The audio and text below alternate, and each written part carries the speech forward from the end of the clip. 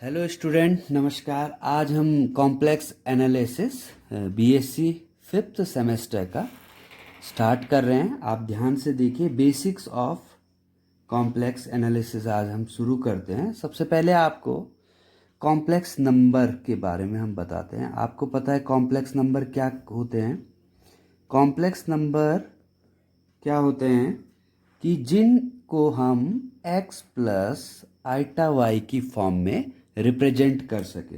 x plus iota Y, जहाँ student x भी real है और y भी रियल है, और आइटा क्या है? आइटा इमेजनरी है, जिसकी वैल्यू क्या होती है स्टूडेंट? माइनस √-1। ओके स्टूडेंट, इसको हम कॉम्प्लेक्स नंबर कहते हैं। और कॉम्प्लेक्स नंबर को हम z से भी रिप्रेजेंट करते हैं। तो हम लिख सकते हैं z equal to x plus iota y. इसमें दो पार्ट हैं, एक होता है real part. Real of z क्या होता है स्टूडेंट? x। और imaginary part, imaginary of z क्या है स्टूडेंट? y। ओके, तो अब हम इसको समझें कि आइटा, सबसे पहले आइटा जो आपने सुना होगा स्टूडेंट, वो जब आपने क्लास 11th में क्वाड्रेटिक इक्वेशन को हम सॉल्व करते हैं तो हमें पता है, जैसे हम डिस्क्रिमिनेंट निकालते हैं तो हम देखते हैं b² - 4ac फाइंड करते हैं। तो स्टूडेंट, जब b² - 4ac ग्रेटर देन 0 होता है, तब हम क्या बोलते हैं कि two real and distinct root possible. जब b² - 4ac स्टूडेंट क्या होता है? इक्वल टू 0 होता है, तो हम कहते हैं two real and equal root. Okay student, और वहीं जब b² - 4ac लेस देन 0 आता है, अभी मैं आपको पहले ये भी समझा दूंगा b² - bac क्या है। जैसे हम एक क्वाड्रेटिक इक्वेशन ले लेते हैं स्टूडेंट, a² + bx + c = 0। तो जो ये कॉफिशेंट ऑफ x² होता है, इसको कहते हैं हम a। जो कॉफिशेंट ऑफ x होता है उसको हम कहते हैं b, और जो ये कांस्टेंट टर्म होती है उसको हम कहते हैं c। तो हम देखते हैं स्टूडेंट, जब हम डिस्क्रिमिनेंट फाइंड करते हैं b² - 4ac जब ग्रेटर देन 0 आता है, तो हम बोलते हैं two real and distinct root possible.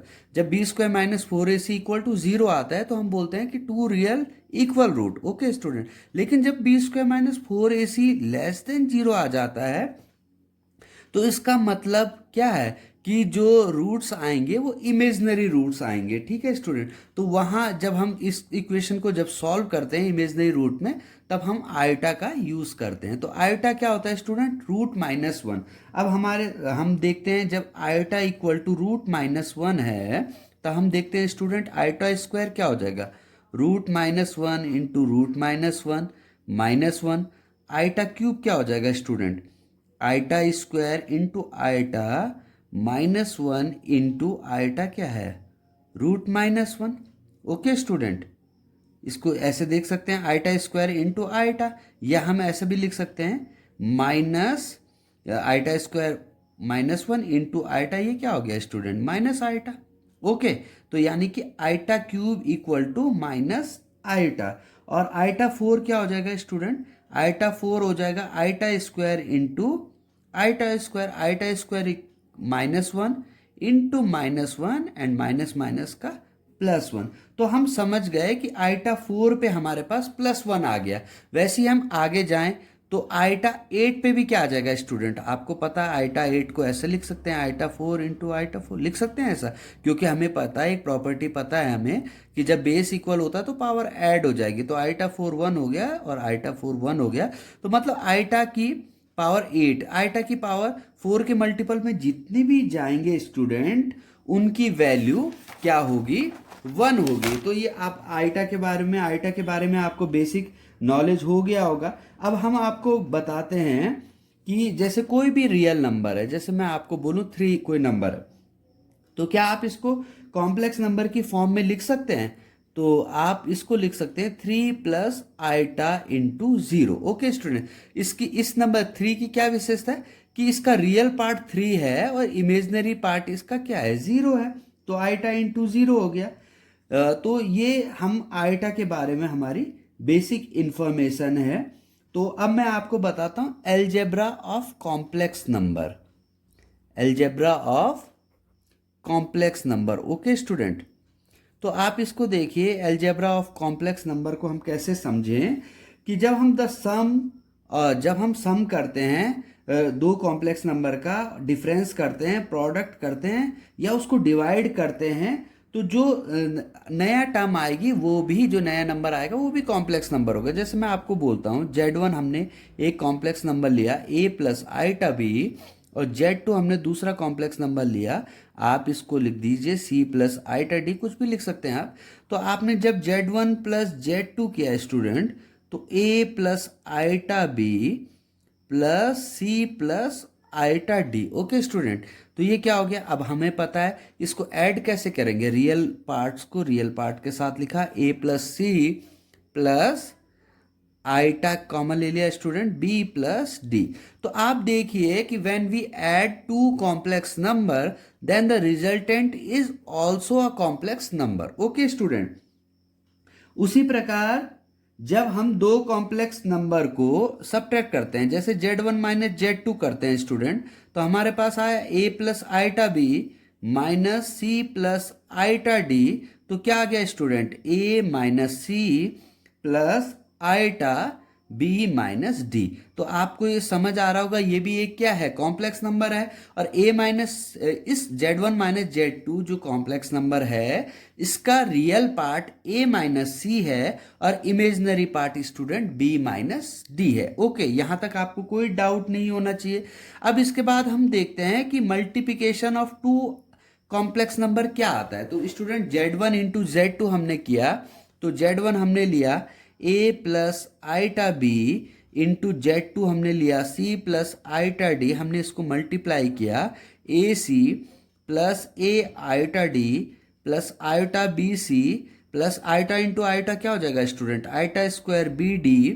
तो ये हो गया A C plus A iota D plus iota B सी, और आईटा स्क्वायर -1 हो गया तो बी डी। तो हम इसको एक साथ लिख दें student, A C minus B D plus iota हमने लिखा, तो ये हो गया A D plus B C. तो आप देखिए ये भी एक कॉम्प्लेक्स नंबर आपको दिख रहा है, और इस कॉम्प्लेक्स नंबर का जो रियल पार्ट है that is A C minus B D, and imaginary part of this complex number is A D plus B C. Simple multiplication किया स्टूडेंट हमने। इसके बाद क्या डिवीजन देखते हैं हम, Z1 प्लस Z2। अब जब हम Z1 अपॉन Z2 की बात करते हैं, तो एक बात आपको पता है कि Z2 यहाँ क्या नहीं होना चाहिए स्टूडेंट, जीरो, क्योंकि अगर Z2 यहाँ जीरो होगा तो फिर ये सीधी सी बात है, ये क्या हो जाएगा, ये नॉट डिफाइंड कंडीशन आ जाएगी। अब इसको आपको समझना है कि आप कैसे बोल रहे हैं कि Z1 अपॉन Z2 भी एक कॉम्प्लेक्स नंबर है। तो हम देखेंगे a plus iota B upon C plus iota D into, अब इसको हमने कर दिया c माइनस आईटा डी से ऊपर भी मल्टीप्लाई कर दिया और डिनोमिनेटर में भी। तो स्टूडेंट हमारे पास न्यूमरेटर में क्या आ गया, A C minus A iota D iota B C minus iota square B D, और यहाँ a plus B A minus B की आइडेंटिटी स्टूडेंट यूज़ कर सकते हैं आप। तो आपके पास क्या आ जाएगा, ये आ जाएगा सी square minus iota square D square. तो आपने रियल पार्ट एक साथ लिख दिए, ए स्क्वायर आईटा स्क्वायर क्या होता है स्टूडेंट, -1, माइनस माइनस का ये हो जाएगा प्लस ए सी प्लस बी डी, और यहाँ आपने आईटा कॉमन ले लिया, ये आ गया B C minus A D upon C square, और आईटा स्क्वायर आपको पता है -1, तो माइनस माइनस का प्लस हो गया। तो आपने लिख दिया इसको, यहाँ पे आप इसको ऐसे लिख सकते हैं, A C plus B D upon C square plus D square plus iota B C minus A D upon C square plus D square. तो देखिए स्टूडेंट, ये भी आपका एक कॉम्प्लेक्स नंबर ही बन गया। आप कहेंगे कैसे, तो ये कॉम्प्लेक्स नंबर है, इसका ये रियल पार्ट है स्टूडेंट, और ये एक इमेजिनरी पार्ट है। तो आप समझ गए अलजेब्रा ऑफ कॉम्प्लेक्स नंबर कि when we add two complex number then also it become also a complex number. जब हम इनको सब्ट्रैक्ट करें तो भी एक कॉम्प्लेक्स नंबर आता है, जब प्रोडक्ट करें तो भी एक कॉम्प्लेक्स नंबर आता है। और मैंने डिवीज़न का भी आपको समझाया कि हमारे पास एक कॉम्प्लेक्स नंबर आ जाता है। अब हम इसके बाद कुछ प्रॉपर्टीज ऑफ कॉम्प्लेक्स नंबर देखेंगे student. Properties of complex number. Okay student, तो सबसे पहले प्रॉपर्टीज ऑफ कॉम्प्लेक्स नंबर में, कॉम्प्लेक्स नंबर जो होते हैं कम्यूटेटिव होते हैं। कम्यूटेटिव का स्टूडेंट आपको मतलब पता होना चाहिए। जैसे मैं लूँ Z1 प्लस Z2, वो इक्वल हो जाएगा कम्यूटेटिव इन एडिशन, हम इसको कह सकते हैं। Okay student, Z1 plus Z2 equal to होता है Z2 प्लस Z1। इसको आपको, मुझे नहीं लगता वेरीफाई करके दिखाने की जरूरत है। Z1 प्लस Z2, अगर आपने Z1 लिया A प्लस आइटा B और Z2 आपने लिया C प्लस आइटा D, तो आपने लिखा इसको A plus C plus iota B plus D. Okay student, और Z2 प्लस Z1 आपने करके देखा तो Z2 हो गया आपके पास C plus iota D plus Z2, Z1 is A plus iota B. आपने रियल पार्ट को एक साथ लिखा तो C plus A and iota D plus B। आप जानते हैं A plus C equal to C plus A होता है, क्योंकि नंबर तो और D plus B equal to होता है B प्लस D। तो आपका आ गया Z1 plus Z2 equal to Z2 plus Z1। इसका मतलब कॉम्प्लेक्स नंबर जो होते हैं कम्यूटेटिव होते हैं एडिशन में, ठीक है। और दूसरा है कॉम्प्लेक्स नंबर एसोसिएटिव भी होते हैं। एसोसिएटिव क्या होता है स्टूडेंट? एसोसिएटिव होता है जैसे Z1 plus Z2 plus Z3 equal to क्या आएगा स्टूडेंट? पहले हमने Z2 और Z3 दो कॉम्प्लेक्स नंबर को ऐड किया और उसके साथ फिर हमने अगले में किया Z1 प्लस Z2 को प्लस किया और फिर Z3, तो ये दोनों जो हैं इक्वल आ जाएंगे। इसको कहते हैं student associative. Okay, associative in addition. अब हम थर्ड प्रॉपर्टी पे जाते हैं। इस एक होती एडिटिव आइडेंटिटी। आपको स्टूडेंट आपने सुना होगा कि एडिटिव आइडेंटिटी किसे कहते हैं। मैं आपसे पूछूं तो सिंपल है। एडिटिव आइडेंटिटी मतलब कि वो नंबर जिसको किसी नंबर पे ऐड करें तो उस नंबर पे कुछ फर्क ना आए, मतलब डिफरेंस ना आए। तो जैसे मैं बोलूं 5 है तो 5 में which number we add to 5 then it become 5, मतलब वो 5 ही रहे। तो आप क्या बोलेंगे? सीधी सी बात है, सिंपल है, आप बोलेंगे 0 वो नंबर है जिसको हम 5 में ऐड करते हैं तो वो 5 ही रहता है। तो सीधी सी बात है, एडिटिव आइडेंटिटी कॉम्प्लेक्स नंबर के लिए भी 0 है स्टूडेंट। यानी कि अगर हम किसी कॉम्प्लेक्स नंबर में 0 ऐड करें तो वही कॉम्प्लेक्स नंबर वापस आ जाता है, उसमें कोई फर्क नहीं पड़ता। A plus iota B plus 0 equal to A plus iota B student. Okay student, अब हम अगले पे आते हैं। एडिटिव इनवर्स आपने सुना होगा। एडिटिव इनवर्स सुना है। जैसे हम बोलो 2 है तो मैं बोलूं कि 2 में ऐसा कौन सा नंबर मैं ऐड करूं कि जो ये 0 आ जाए, तो क्या बोलेंगे आप? तो आप बोलेंगे 2 में मैं -2 ऐड कर दूं तो 2 से 2 गया तो 0 आ जाएगा। मैं बोलूं 5 में कौन सा नंबर ऐड करें कि 0 आ जाए, तो आप बोलोगे कि 5 में -5 ऐड करें। तो वैसे ही जो Z है कोई कॉम्प्लेक्स नंबर, तो उसके लिए जो एडिटिव इनवर्स है तो वो क्या है स्टूडेंट? -Z। ओके, क्योंकि Z के साथ जब -Z को ऐड करेंगे तो हमारे पास क्या आ जाएगा स्टूडेंट? 0। जैसे Z मैं ले लूं A प्लस आइटा बी और -Z क्या हो जाएगा student? -A minus iota B. जब मैं इसको ऐड करूंगा A plus iota B -A minus iota B, तो ये क्या हो जाएगा? ओके स्टूडेंट, 0 हो जाएगा। यहाँ तक मुझे नहीं लगता आपको कोई प्रॉब्लम आएगी। अब हम चेक करेंगे क्या जो कॉम्प्लेक्स नंबर है वो मल्टीप्लिकेशन के लिए भी कम्यूटेटिव हैं। तो हम इसको देख लेते हैं।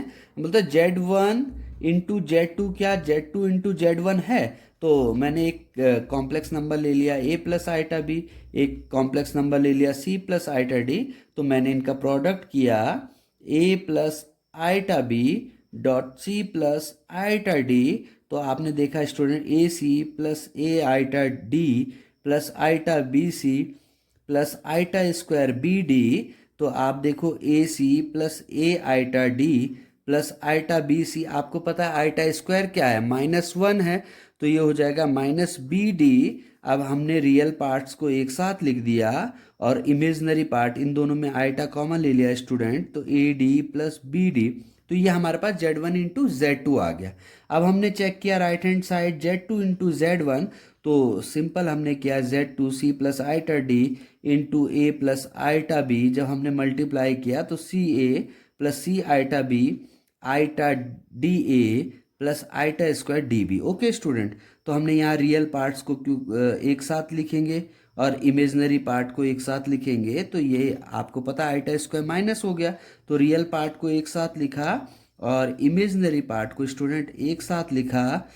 तो आप देखिए BC प्लस DA, इसका मतलब हमने यहाँ पे कुछ इसमें मिस्टेक लिखी है। जब हमने A plus iota B C plus iota D लिखा तो AC plus A iota D, और यहाँ हो गया आइटा BC और आइटा स्क्वायर BD। ठीक है, तो AC माइनस BD, ठीक है, और ये आइटा आ गया, तो ये हो गया हमारे पास स्टूडेंट, ये हमारे पास था A आइटा D और आइटा BC, तो आइटा लिया तो AD प्लस यहाँ पे क्या आएगा स्टूडेंट, आइटा BC था स्टूडेंट। ओके, तो आपने देखा left hand side equal to right hand side आ गई। इसका मतलब जो कॉम्प्लेक्स नंबर हैं वो कम्यूटेटिव हैं मल्टीप्लिकेशन के लिए भी। ठीक है स्टूडेंट, वैसे ही हम देखेंगे कि जो कॉम्प्लेक्स नंबर हैं वो एसोसिएटिविटी भी फॉलो करते हैं मल्टीप्लिकेशन के लिए। Z1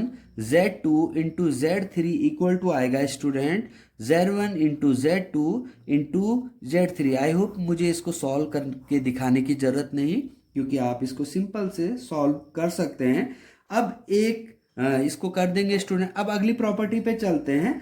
वन जो होती है वो मल्टीप्लिकेटिव आइडेंटिटी होती है। जैसे हमने अभी पढ़ा कि एडिटिव आइडेंटिटी क्या होती है। एडिटिव आइडेंटिटी का मतलब कि हम क्या नंबर ऐड करें कि उस नंबर पे कुछ फर्क भी ना पड़े। तो हमने कहा कि 0 एक ऐसा नंबर है जिसको किसी भी नंबर पे हम ऐड करें तो उस पर कोई फर्क नहीं पड़ता। उसी प्रकार जो मल्टीप्लिकेटिव आइडेंटिटी है स्टूडेंट, उसका मतलब है कि हम किस नंबर से मल्टीप्लाई करें कि वो नंबर पे कोई फर्क ना पड़े, वही नंबर। आपको मैं बोलूं कि 5 में किस नंबर की मल्टीप्लाई करूं कि 5 ही रहे, तो आप बोलेंगे सिंपल सा क्वेश्चन है सर, आपने पूछा 5 इंटू 1 5 ही रहेगा।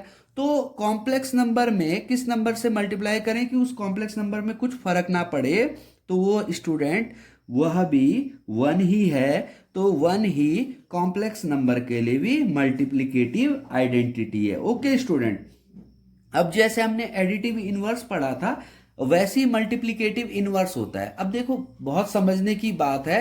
एडिटिव इनवर्स मतलब कि हम क्या ऐड करें कि देखो जैसे हमने 2 में -2 ऐड किया था तो हमारे पास 0 हो गया था। वैसी मल्टीप्लिकेटिव आइडेंटिटी मतलब हम 2 में किससे मल्टीप्लाई करें कि जो मल्टीप्लिकेटिव आइडेंटिटी आ जाए वो आ जाए।